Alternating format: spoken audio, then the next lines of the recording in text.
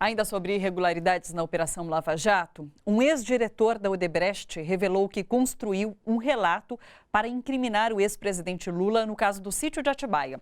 Num depoimento no Tribunal de Justiça de São Paulo, Carlos Armando Pascoal revelou como foi coagido pela Lava Jato. O portal UOL publicou hoje um vídeo com trechos desse depoimento. Vamos ver. No caso do sítio, que não tem absolutamente nada, por exemplo, eu fui quase que coagido a fazer um relato sobre o que tinha ocorrido. E eu, na verdade, lá no caso, eu identifiquei um engenheiro para fazer algo no sítio. Tive que construir um relato. Construir um relato? Fazer um relato, olha, aconteceu isso, e eu indiquei um engenheiro tal para fazer as obras. Vamos ao nosso estúdio agora. E isso tudo é um quebra-cabeça que parece que as peças começam a se encaixar, né? Esses novos fatos, eles comprovam uma narrativa que já era existente, enfim, agora a gente tem fatos para dizer que isso é real.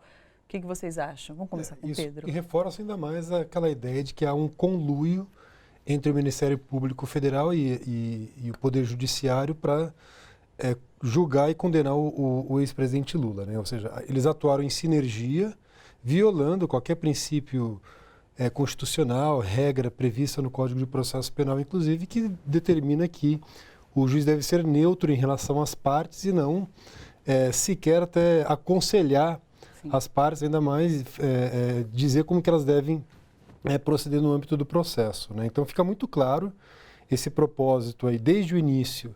Aliás, já desde o começo, quando começou essa Operação Lava Jato, né, a Júlia do Ailib, na época no estado de São Paulo, já publicou uma reportagem mostrando como que os membros da Força-Tarefa da Lava Jato já estavam fazendo propaganda nas redes sociais, né, a favor do então candidato Aécio Neves, isso foi em 2014, enfim, né.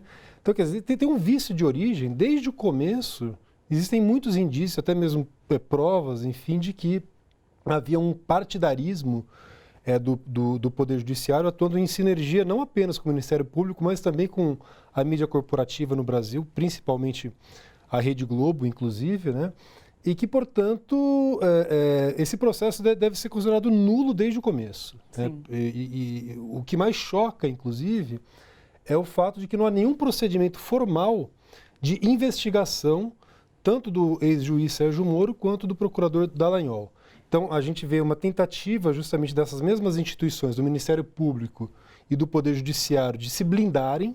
Sim. Né? Eu acho um absurdo, por exemplo, que mesmo diante de tantos fatos comprovados, o ex-presidente Lula continue preso. Um absurdo completo ter adiado, inclusive, o julgamento do pedido de suspeição do ex...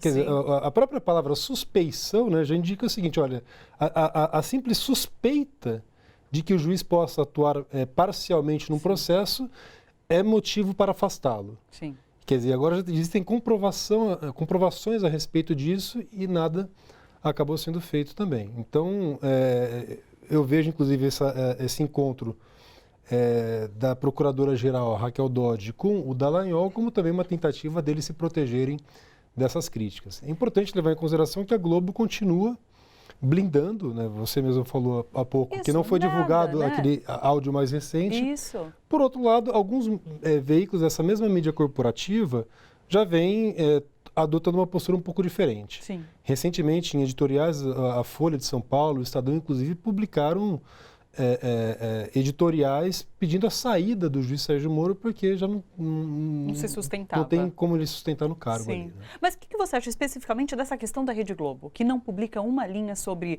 por exemplo, esses novos vazamentos saíram ontem à noite, não deram absolutamente nada.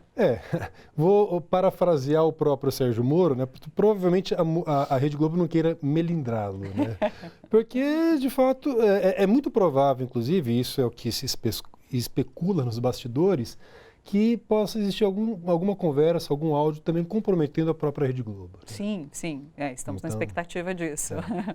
Gilberto, o que você acha sobre... A gente pode dizer hoje que a operação, com todos esses fatos, ele tinha um cunho muito político. Ela tinha um objetivo político e que, enfim, a gente tem hoje um ministro da Justiça, o ex-juiz, e um procurador que está se encontrando ali com a cúpula do governo também, enfim, não sabemos para quê, mas o que você acha disso tudo? Bom, eu penso que acho que é importante nós lembrarmos que dentro da tripartição de poderes que nós temos no Brasil e que é um legado do Ocidente, né, que vem da Revolução Francesa, da independência americana, que está muito claro na nossa Constituição, nós temos 3 poderes independentes e que devem ser harmônicos entre si. E o único poder que não pode fazer política é o Poder Judiciário. Sim. Os membros do Poder Judiciário, eles não podem fazer política, eles devem fazer justiça, eles devem aplicar o direito para tentar obter a justiça. E nisso reside um pilar fundamental da sua atuação. Se houver desvio deste pilar, há um grande problema. Então, essas informações que o Intercept, que tem contribuído, tem dado uma contribuição fenomenal para a consciência do nosso país, a consciência cidadã de como nós devemos conduzir o Brasil nessa situação de grande confusão que nós estamos vivendo desde a posse do novo governo, me parece que essas informações estão cada vez mais deixando claro que houve desvios de conduta e houve uma confusão de funções dentro do Poder Judiciário e do Ministério Público Federal, que a rigor faz parte do Poder Executivo, mas é independente. E outra coisa importante que eu acho que nós temos que lembrar, institucionalmente, na Constituição de 88, a partir da emenda constitucional de 2004, houve uma reforma do Poder Judiciário no Brasil e foram criados 2 órgãos de controle. O Conselho Nacional de Justiça, o CNJ, e o Conselho Nacional do Ministério Público. Por que foram criados esses órgãos?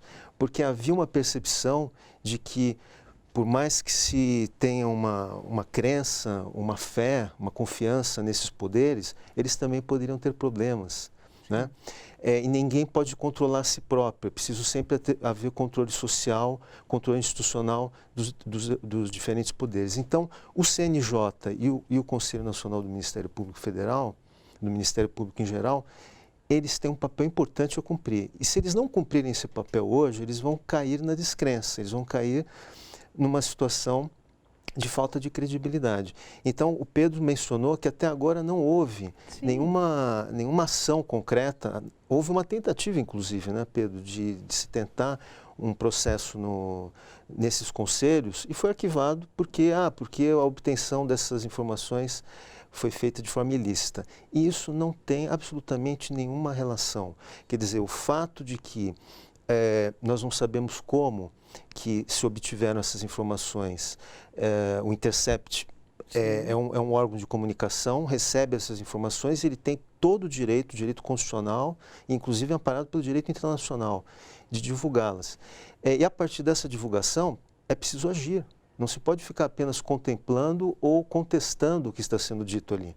Então, me parece que nós estamos vivendo um momento que estamos caminhando para um momento de divisor de águas, né? Precisamos que as nossas instituições ajam.